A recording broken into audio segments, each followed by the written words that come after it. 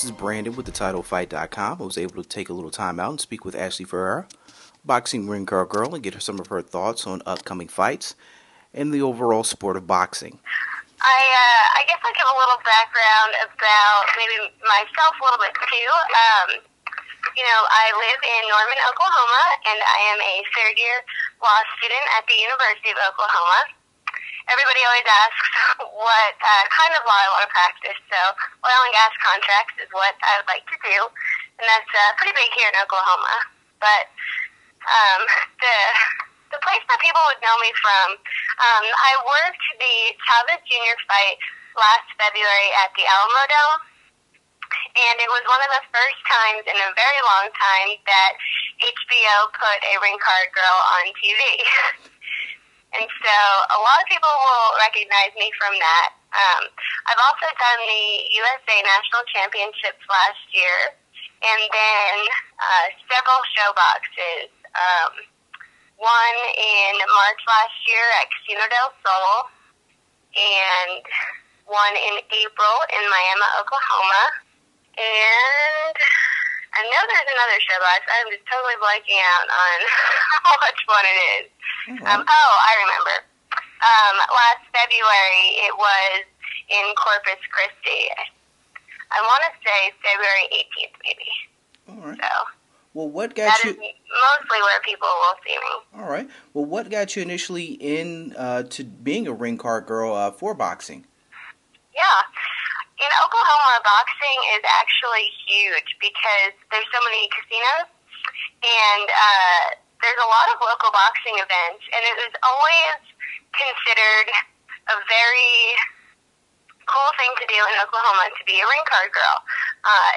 It was an honor to get picked for it, and it was always something that if you were in the modeling industry, you absolutely wanted to do it. So I got lucky, and I got picked to work a few local fights, and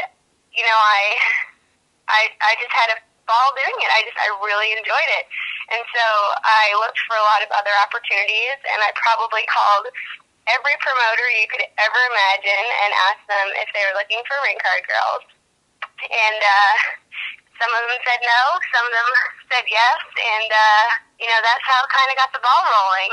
And after people started seeing me at events, they would call me and say, "Hey, do you want to come?" And of course, I would love to come. And so that's how that happened, and that's exactly how it happened with USA Boxing. So it was a real honor to work with them last year as well. So it seems like once I did a couple, it kept going. And then last May, I was the featured ring card girl in the Ring magazine, and that definitely helped. Well, I can definitely tell in your voice you have a lot of enthusiasm for the sport of boxing. When did you first fall in love with the sport of boxing? Well, I hadn't really gone to a lot of fights before moving to Oklahoma. I lived in Houston before this, and I never really thought about going to watch a fight. It didn't really cross my mind, but we moved to Oklahoma, and the local fights were pretty popular events for people to go to. And once I started watching them, I couldn't get enough. And I convinced my husband to get the HBO and Showtime package on our cable, and it kind of went from there. And now it seems like on the weekends, I'm trying to figure out, okay, well, if ESPN Friday Night Fights is from 8 to 10, and then Showbox is from 9 to 11, I guess I'll watch the West Coast Showtime so I can catch the whole fight. So now it's become how to fit them all in rather than which one to go to. So actually juggle the cards. Oh, trust me, I feel your pain there. I completely understand that. I feel like there's a lot of people in that boat, and I just don't know why they overlap like that. I don't want to have to pick. I just want to watch them all. Well, I mean, we kind of ran into the same problem last weekend. I'm a big MMA fan. We ran into the same problem with the UFC, and you had boxing on, so it didn't quite mesh. So you had to DVR something or flip channels back. So trust me, I feel your pain 100% there. I agree, and you know what? We got really lucky when Canelo fought on and Martinez fought on the same night. You were kind of able to watch both, so yeah, if you did some good switching the channels. Exactly. Now, with you being, a self-proclaimed boxing junkie, who is one of your favorite fighters to watch right now, or guys that you just really enjoy their craft and what they do in the ring? Yeah, one of my favorite guys to watch right now is Alfredo Angulo. He is just, I think, incredibly impressive to watch. And, every time I think, oh, maybe he's hurt, no, he is not. He just keeps going. And I think his story is impressive, and it takes so much courage to battle back from any kind of adversity. And it shows how much you love for this sport. And whenever he's in the ring, all I can think of is how much he must love what he is doing. And so I think that's really inspiring to me. One of my other favorite people to watch is Campillo. I actually ring-carded his fight in Corpus Christi with that interesting decision when he fought Cloud. Mm-hmm. And when they found out the decision, he came over to the corner right where the ring card girls were sitting and just kind of knelt in the corner and, was upset. My heart just broke for him, and ever since then I've always been, rooting for him and hoping that he does well. So those are my two, I guess, bigger name fighters, you would say. I also love watching Canelo. And I know this is going to sound really silly, but I appreciate that he wears the old style shorts and he looks like a fighter. I don't know if, many women who do watch boxing, that's one of the first names that does come out. He's pretty much replaced Oscar De La Hoya as being that guy that women enjoy watching. So I'm not really shocked by that one. That I understand that one. Now, I know you said, the judging, when you saw the guy, he lost with the bad call there. What, in your opinion, what can boxing do to fix the ridiculous judging and scorecards we're seeing here as of late? It boggles my mind because every time I think to myself, there cannot be a worse decision. There's a worse decision. And it was, I think, 2 or 3 weeks ago on Friday Night Fights, Teddy Atlas was very upset about one of the decisions. Yes, it was the opening weekend. I remember his rant, yes. Yeah, and he was so passionate about it that, if he can comment on it and nothing changes, it almost seems like it won't unless you hold the individual judges accountable. But I guess the problem that they have is those judges have a very unique position, and they do see different sides of the ring. And I know they use that as justification for their decision, saying that, well, where I was sitting, I saw this. And because I wasn't sitting there, I can't personally argue with what they saw. But I think that, until you hold judges to a personal standard of, and I guess I wouldn't even know what that is, but you need them personally accountable. And until they are personally accountable for their decisions, nothing will change. Because if they can make these decisions and have no repercussions, they'll keep doing it. I mean, why not? So you think suspensions, fines, something like that should maybe kind of go and tell if a scorecard is just way left field? See, what I would like is maybe some sort of, and this is the future attorney in me, I'm sure, talking, but I would like some kind of review system where maybe there's a panel that sits down with the judges and says, you scored this round differently from all the other judges. What are you seeing when you watch this? And I think if you went through it with judges after a fight, you may get an idea of what they're seeing, and you might find out that these decisions really aren't that crazy from where they're sitting. Or maybe you will find out that they are crazy. But until we can truly determine what they're seeing, I don't think that, we can really penalize them for it, especially with fines or suspensions or things like that. And then if you do fine them or penalize them, who's going to want to be a judge? You might get even worse decisions with the people you fine. I mean, everybody remembers the replacement refs. This is true. This is very true. Very, very true. Okay. Well, we're going to get a few more questions before we get out of here. Sure. Upcoming matchup here that we're going to be covering at TheTitleFight.com is Garcia versus Judah. How do you actually see that one playing out? Do you think Zab is maybe just a little bit too long in the tooth for Garcia? Or is Garcia maybe setting himself up for failure, maybe chasing a bigger name in Judah? How do you see this fight playing out? When I did watch Garcia's last fight, I was very impressed by him. But Judah, he believes in himself wholeheartedly. And somebody that goes out there and fights with that amount of heart every time, I think is somebody scary to fight. Because he's not going to quit, and he's going to give you every last bit that he has.